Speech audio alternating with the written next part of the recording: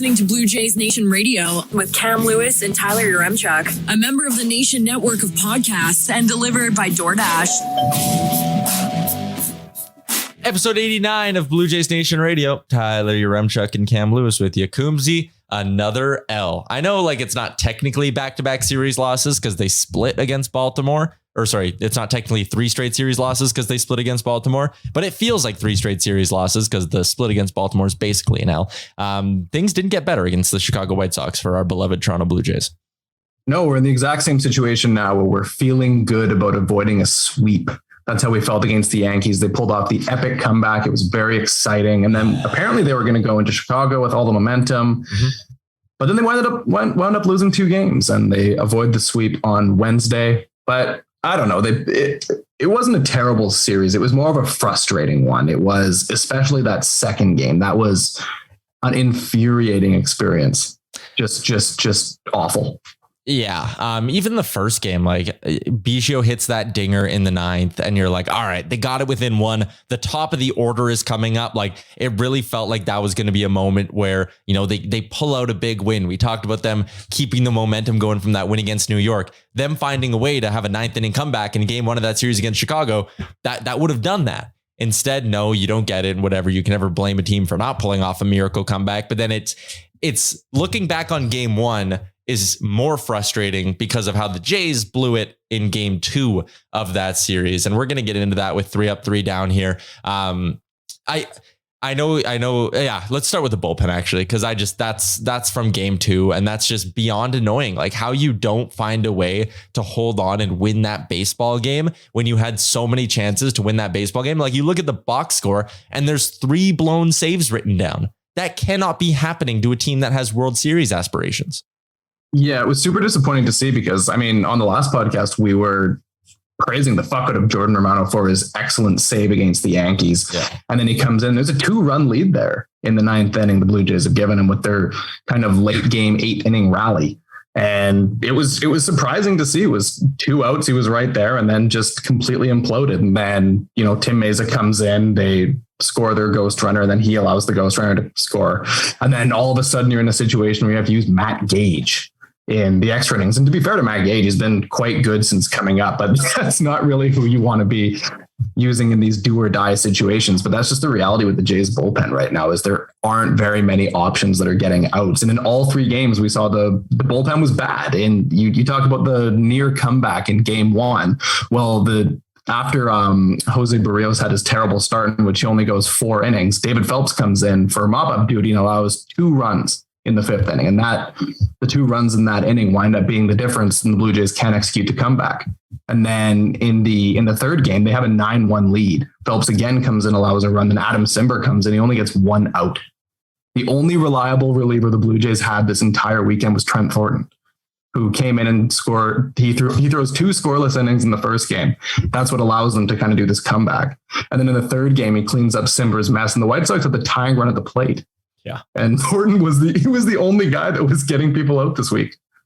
The extra layer of frustration there for me is coming into this season, I thought we had fair reason to believe the bullpen would be better, right? Simber was solid last year. Richards solid last year. Romano, Tim Mesa coming back. And then you even added Jimmy Garcia. And it's okay, you at least have this core of guys who should be dependable for you in the bullpen.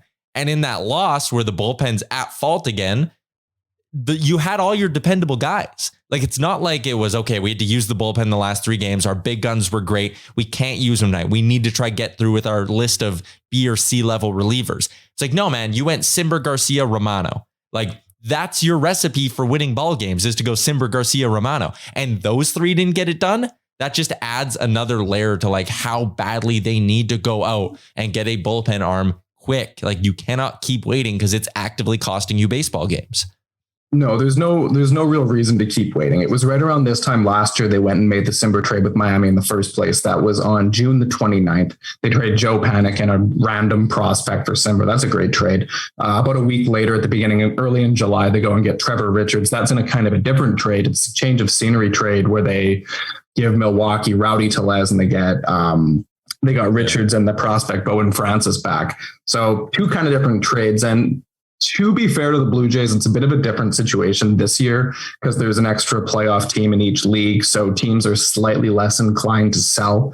But that being said, like, you're a win now team staring down the barrel of playing the Red Sox, who are on fucking fire, and the Rays in a 5-game series that features a doubleheader.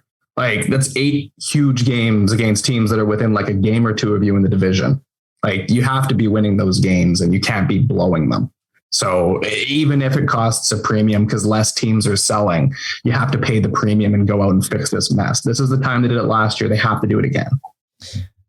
Yeah, there's just no more excuses at this point. Like, it's not like you can sit there and be like, it'll sort itself out. Like, we're fine. We can wait till the deadline. Like, also the deadline's only a month away. It's not like we're crazy early in the season. I know they dropped this line on the broadcast, but like, it's getting late early for the Toronto Blue Jays. And I know the extra wildcard spot, like, thank God that exists because it buys them a little bit of extra leeway in terms of the playoff race.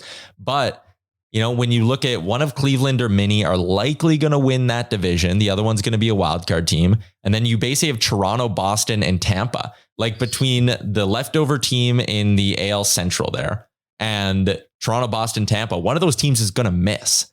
And if you're the Jays, the Rays are the team right now that's 2 games back you. I know there's Minnesota and Toronto as that buffer, but the point is it's tight. It's not like the Jays can just waltz their way into the playoffs because there's the extra team. It's going to be close. And if going out and getting right now an extra reliever is the difference between 1 or 2 blown saves in the next month or 1 or 2 complete bullpen implosions in the next month, that's incredibly impactful when you look at this race. So they got to go out and do it. I think everyone listening to this would agree with that. It's not like we're giving any sort of hot take that people are going to roll their eyes at. They need a bullpen arm, and it's simple as that.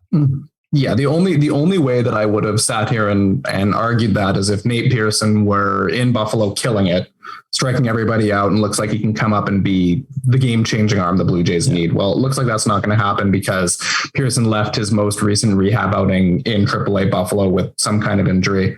No idea what it is or how long it's going to be, but since it's Nate Pearson and it's cursed, and he's just a cursed player at this point, it's pretty fair to assume that it's going to be, you know, something more than just him missing a day or two. That's a reasonable assumption to make, I think. So yeah, you're right. They have to go external. The answer's not in Buffalo. Like, whoever's come up, Jeremy Beasley's killing it down there. He's at the big league level. Casey Lawrence is a mop-up guy.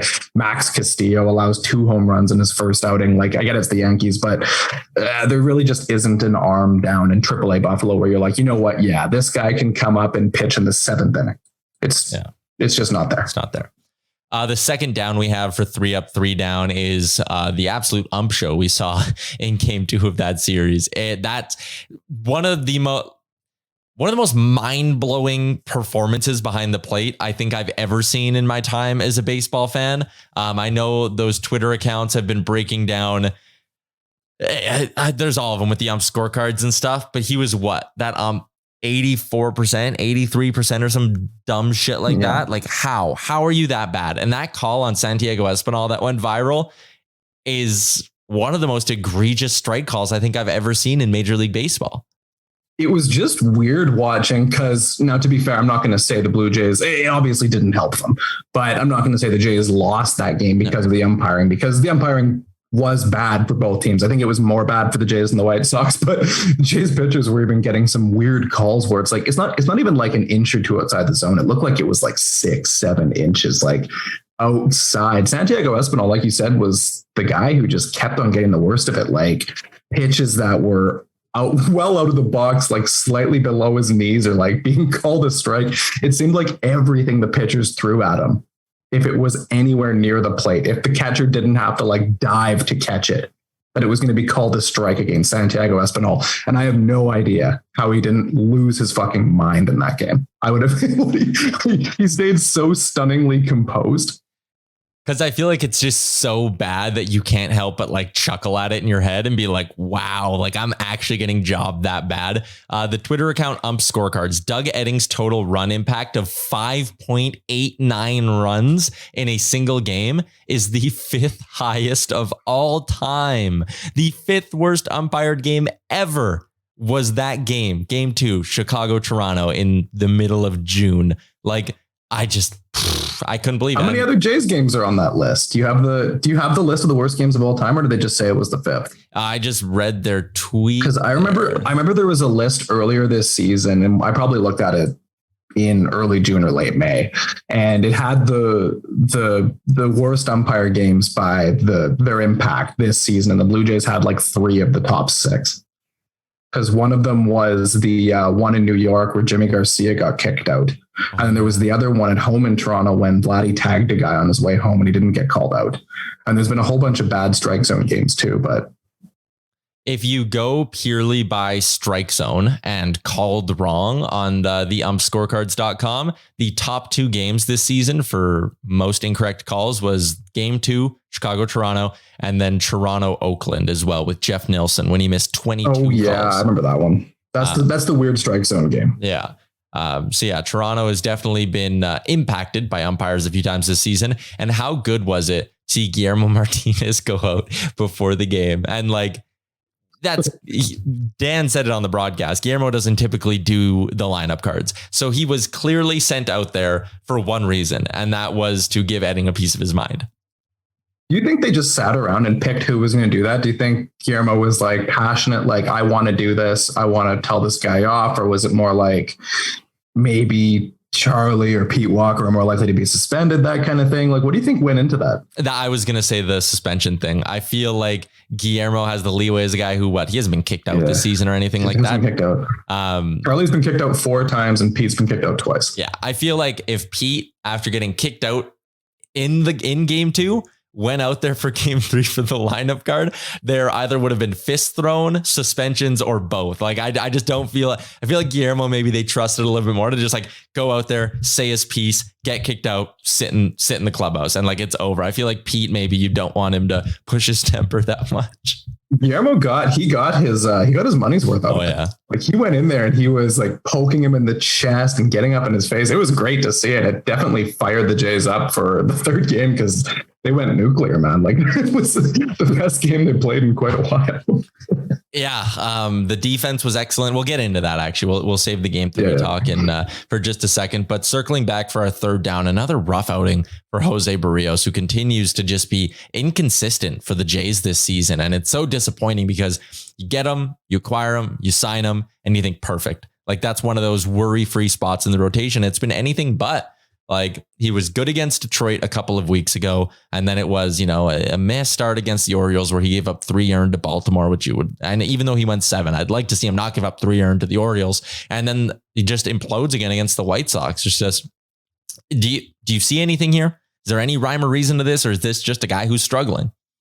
I'm not a good enough analyst when it comes to the nitty gritty of pitchers. Like, I'm not going to see their axis at which they're throwing the ball or different things, but it's just been a weird thing for Barrios where he puts together like a handful of good games and then just implodes. And I wondered earlier in the season if it was like a nagging injury, perhaps like a blister or sore arm or something like that. He was just kind of grinding through, but his stuff all seems fine. It really seems like a fairly similar process in all of these starts. Like, he does the same thing against Detroit that he did against the White Sox. But I guess the reality is the White Sox are a deeper lineup than the Tigers are. And that's potentially where we could kind of see what's going on here. The other thing here is that the White Sox have done well against Barrios in his career, whether because they saw him so much, obviously, with him being in the Central Division with the Twins. And even when he was with the Twins, he struggled with the White Sox. So maybe it's just a thing where, these guys have Barrios' number, but fuck, who knows? Like, we've made so many weird excuses for this guy this season. Like, I'm digging so deep to come up with random reasons why he would be struggling. And I really just have nothing. I'm at a point with Barrios right now where every start with him coming in as a coin flip, you have no idea if this is going to be a gem or if he's going to get completely lit up. Yeah, I mean, you go through his game logs, like his earned runs allowed through his last starts: 6-3, 1-2, 6-3, 0-5, 6. Like, you're right. It's just you don't know what you're getting. There's no rhyme or reason to it. It's not like it's a good start, then a bad start, then a good start, then a bad start. It's just seemingly totally random. And for the Jays and one of their aces, you could say, or a guy who you thought maybe would be their ace this season, Jose Barrios. To base. Yeah. For a 5.11 ERA, it's like, Man, Yeesh. not good. Let's get into the ups though, because they did manage to salvage the series in a way. You avoid the sweep. And again, we complained about how bad they are on the travel days when they play afternoon in the middle of the week, but they put that to bed a little bit. And a big reason why is because the bats got going early. It was the Bo Bichette Grand Slam. It was Alejandro Kirk doing his thing. I think Dan Shulman had the line that, the White Sox are going to be seeing Alejandro Kirk in their nightmares. He was great. Like in that third game, you watch the Jays do that, where there's just different parts of the lineup finding ways to chip in. Like Gabriel Moreno's batting 9th. He's going 2 for 4. Lourdes Gurriel Jr. is batting 8th. He's going 2 for 4, driving in a run. You just look at that and you go, why can we not get this more consistently? Yeah, it's weird. It doesn't make any sense. It's like, okay, the Jays come in and they put up 20 some odd runs, 22 runs on the White Sox across 3 games. And the White Sox are a team that pitches quite well. I mean, they have good starters. They have a decent bullpen. They have a handful of good arms, and they're not really a team that allows 22 runs in 3 games.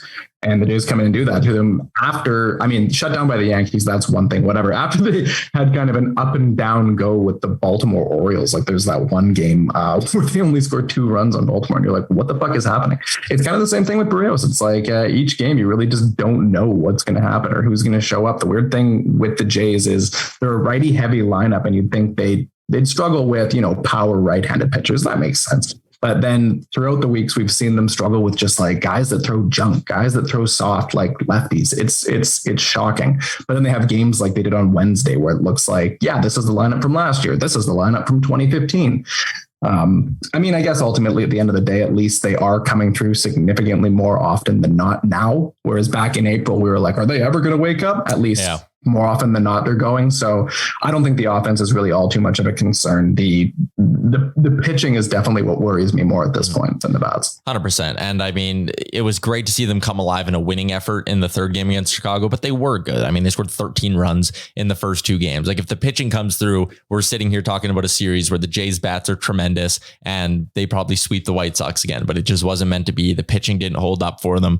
But the bats, really no complaints at all there. You can go through every game. It's great to see Teoscar continue to hit well. He had the offer in the second game, but he had a dinger. He had a couple hits in the first game too. Just a really good series from Teoscar again. And I like watching this guy get going. Like if he's hot, it's going to do wonders. Yeah, that's my boy. Second podcast I've said it. I know, but he's my boy. You said it. You said carbon copy the exact same thing. I know. But bring it up each time. Every time he hits a dinger, just be like, it's great to see this guy ripping. I love him, man. Just like the smile and all of that, like the way he is in the dugout throwing the seeds and shit. I just think it's all so good. His vibe is tremendous. And when he struggles, like he wears his heart on his sleeve in a way where like when he's striking out, you can like see the frustration in him. And I don't know. I just relate to that. I always feel for him when he's struggling. So when he's hitting well, I like to celebrate it, Yeah, I see the frustration in you when I'm speaking on the podcast. Yeah, exactly. Every fan has that guy though, right? Like the one player who their success just like means a little bit more. Like you root for them a little bit harder than you do the other guys. I don't know. Yeah, that's true. That's fair. It's valid. Third up, one guy you root for a lot is Ross Stripling. Huh? I do. I've really come around on this one. I was really, really hard. This is why I feel like I should go out of my way to praise Stripling now when he's good, is that I was so critical of this trade when they made it. I thought it was really bizarre. They were giving up like a couple of like decent prospects for like a 6th starter. But now they're in this situation where, Hyunjin Ryu's arm fell off. So they're down a starter, and Stripling had been good in the bullpen. And now he comes in and fills that role just lickety split. And he's been unbelievably good. He's been, I don't know, in the last month or so, he's been probably their second most reliable starter behind Alek Manoah. Like, it's not just like they're getting number 5 starting from Stripling. Like, oh yeah, he's coming in and throwing 4 innings and allowing 2 runs. That's nice. No, he's coming in against the White Sox on a day in which they just went 13 innings and used like their whole bullpen, and he goes and gives them 6. That's fantastic. Six innings, 1 earned run, strikes out 5 hits, 1 walk. Like, that is much better than number 5 stuff. They were talking on the broadcast about, do you look to maybe extend him before we even get to the offseason? And I think that's maybe a little bit premature from each side. If I'm the Jays, I'm probably going, even if Ross Stripling keeps it up all year, is he going to like price himself out of our range? Probably not if we really want to bring him back. And if you're Ross Stripling and you're having a great year halfway through, why would you want to doing that? Why would you want to settle on it? Right? Like, no, man, see if you can do it for a whole year. And maybe there's like 10 teams this winter who are like, damn, we should be trying to bring this guy in. Yeah, man. In like a world where Yusei Kikuchi gets, what was it, 36 mil over 3 years from the Jays? Steve Matt's got a 4-year deal after his pretty good season with the Jays last year. If Stripling keeps doing this all year and they don't get another starter and he just keeps starting, like kind of 2015 Marco Estrada type thing, where he moves from being the long guy, whatever, into the starting rotation when there's an injury, and he just goes and continues to be good, someone's going to give him that 3 or 4 year deal. And I mean, the Jays, if qualifying offers still exist, that's still up in the air because of the lockout. If qualifying offers still exist, you probably want to qualify him, right? Like we went through this with Mats last year, and it looks like kind of like, oh geez, maybe did the Jays fuck up by not giving Mats a qualifying offer, because it seems like there was enough interest in him on the market that somebody would have signed him regardless. But who knows? Like, there's obviously a long season left, and this is kind of insane to talk about. But Stripling has worked his way into the discussion of being like certainly more than just like a random arm in the bullpen. That's for sure. Trent Thornton gets our third up. We kind of hit on that a little bit earlier on. The only reliable piece of this bullpen. Why not make him the closer? Yes, sure. Why the fuck not? Like yesterday, everybody was like, oh no, Trent Thornton's coming in with the tying run at the plate. He's going to fuck it up. And then no, he doesn't. He gets the next 2 guys out. And then it was the same thing in the Monday game. He's like the only guy not allowing runs. And he's the pitcher when the Jays are pulling off their comeback. So Trent's never fooled us before, and he never will. So you clearly have a very reliable reliever here, and they should probably just make him the closer. All right, that's going to do it for 3 Up, 3 Down. Shout out to our friends at DoorDash. Promo code BJNPodDD gets you 25% off and no delivery fees on your first order. Where's my button? Come on. Oh, there you go. Coombsy. I know. Coombsy, let's do this. Alejandro Kirk is in the driver's seat. Yes. For the catching position at the All-Star game. I love it. You see 4 J's in there in the fan vote. It's great. It's a fan vote though, right? It's not like this is a bunch of like panelists or insiders or managers from around the league voting on who should be in the All-Star game. It's fans deciding it, which makes it extra hilarious that there are Yankees fans melting down about a fan vote in the All-Star game. Yeah, it's really, we kind of touched on this after the Yankees series. We were making fun of them. Like, New York is currently 51-18. They're on pace to win, I think, 130 games now. And if this keeps going, there's a debate to say that they have the best regular season of all time. Whatever happens in the playoffs, it is what it is. But at this pace, they're potentially going to have the best regular season of all time. Like, imagine having that and getting to watch it. And while that's happening, Yankees fans are logging onto the internet and melting down that Alejandro Kirk is leading the voting for the American League catcher position at the All-Star game. And this is a guy who's got the best weighted runs created plus among catchers. Why wouldn't he be? And they're spazzing out, being like, oh, Jose Trevino should be in this spot. No, he shouldn't. That's a backup catcher. The fuck are you talking about? Who cares? Your team's on pace to win 130 games. Why are you worrying about the All-Star game? It's embarrassing. It is. I liked the one response we got to the last podcast when people said us ripping on Yankees fans was like cringy and they just totally didn't understand what we were even talking about. This one, I think Yankees fans melting down is cringy. Like, again, one, Kirk has a good case. It's not like this is some random backup catcher just getting votes because like a fan base thinks it'll be funny to see him in the All-Star game. Like, if Alejandro Kirk doesn't get voted in, which he probably will, even if he doesn't, there's, like you said, there's a good argument for him to be there on merit. So it's not an insane thing that Alejandro Kirk is getting this chance. He's deserved it. He just had another great series against the Chicago White Sox where he faced some good pitchers and did some damage. So I do not understand why people freak out about this. This is the same in every sport though, right? People are like, oh, let's debate the all-star teams. And it's like, it doesn't matter. If my team was on pace for 130 wins, if my team was on pace for 100 wins or 110 wins, I'd be sitting there being like, you know what? None of you go rest. who gives a shit about some random baseball game that happens the night before the fucking ESPYs? Like, it doesn't matter. It's entertaining to watch. And if Vladdy wins All-Star Game MVP, we'll sit here on the pod and clap and give him his praise. But like, it doesn't matter. The regular season matters. And what matters even less than the All-Star Game is the fan vote that decides who starts and plays the first inning. Like, it's just such nonsense. But that being said, given how rattled fans are about this, and there was that MLB Nerds account was making a big scene about how the people needed to go vote against the Jays because it's not fair because Canada has so many people. Apparently there's 36 million people in Canada, and I'm fairly certain 36 million people also live in New York. So anyways, apparently the Blue Jays have an unfair advantage because they have the whole country backing them. So now because of that, I think it's worthwhile for everyone to go and vote for literally fucking everyone on the Jays. Like, get Danny Jansen in as the DH. Like, who cares? Just get everybody in.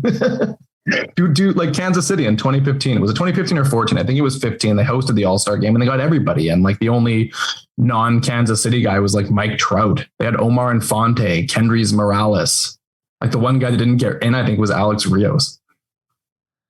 It was the whole team otherwise. The whole starting lineup. Yeah, I'm sorry. I'm just, while you were talking, I looked up this MLB Nerds account and they literally tweeted, "I am calling upon all non-Blue Jays fans. Vote for Buxton, Anderson, Torres, France, respectively, over Springer, Bichette, Espinal, and Guerrero.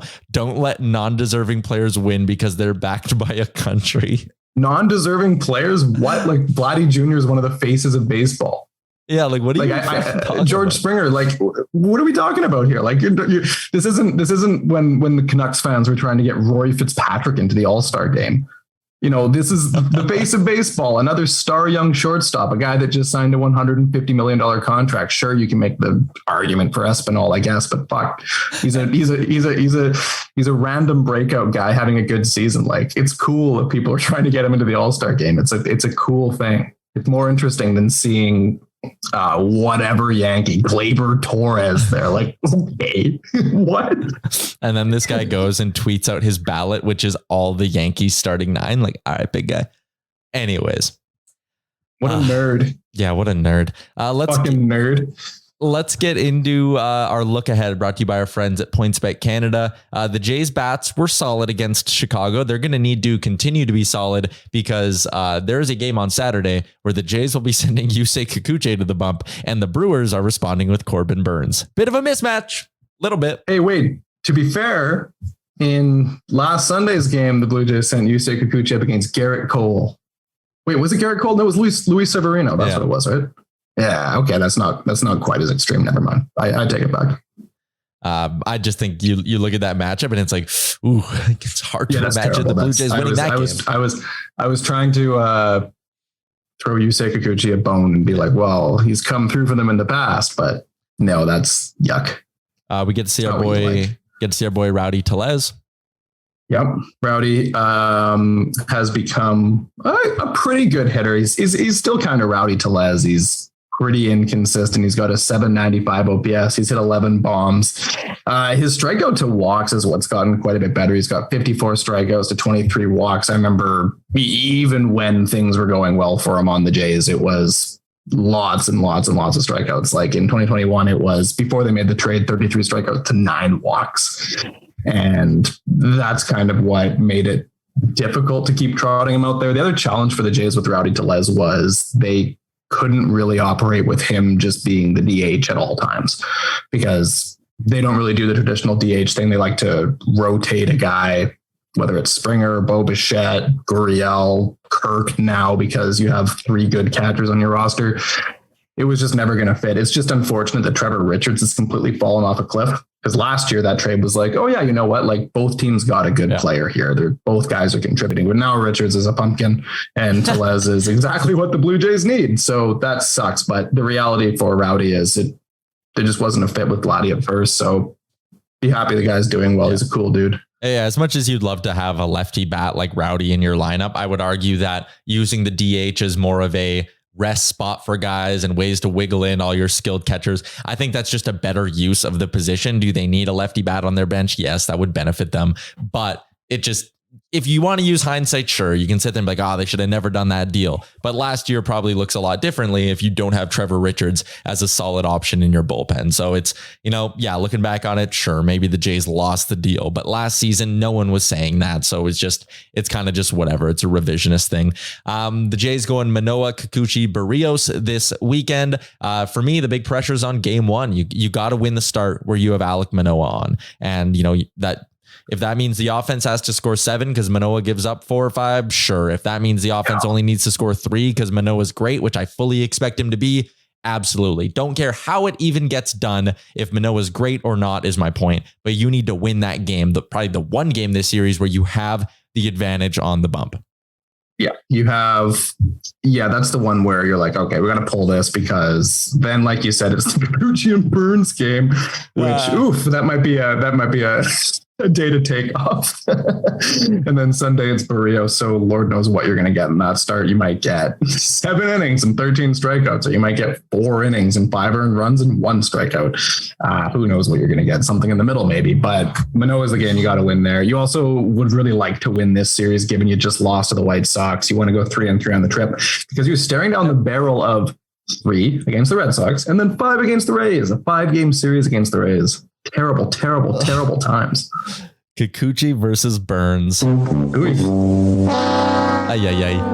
might book a tea time and just keep track of the game on my phone that afternoon. We're being very hard on Yusei Kikuchi. They're going to win and people are going to tweet us and be like, you fucking jackasses. What's wrong with you? Well, if they made it that far on the podcast to hear these takes, that's a positive. I'll just take it. Yeah. Congrats on making it to the 31 minute and 16 second mark, everybody. I'm incredibly proud of you. Very good. We appreciate it. I don't know. Shout out to our friends at PointsBet Canada. I don't know what the odds are going to be for that Saturday game. The Jays will be underdogs. So you know what? I'll send a good omen out there. I will put my own money on the Blue Jays to win the Kikuchi versus Burns game.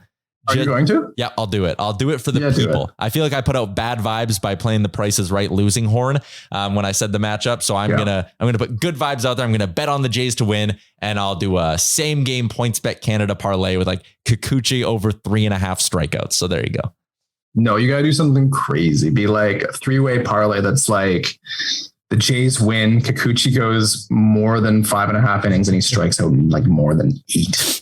9 case. What? Yeah, you can just a master class from Kikuchi. Yep. Do that. All right. Shout out to DoorDash. Shout out to PointsBet Canada. Shout out to you, Coombsy. You enjoy this series, and we'll chat on the weekend. Best wishes. Thanks for tuning in to Blue Jays Nation Radio, a member of the Nation Network of podcasts and delivered by DoorDash. Don't forget to like and subscribe wherever you get your podcasts from to never miss an episode.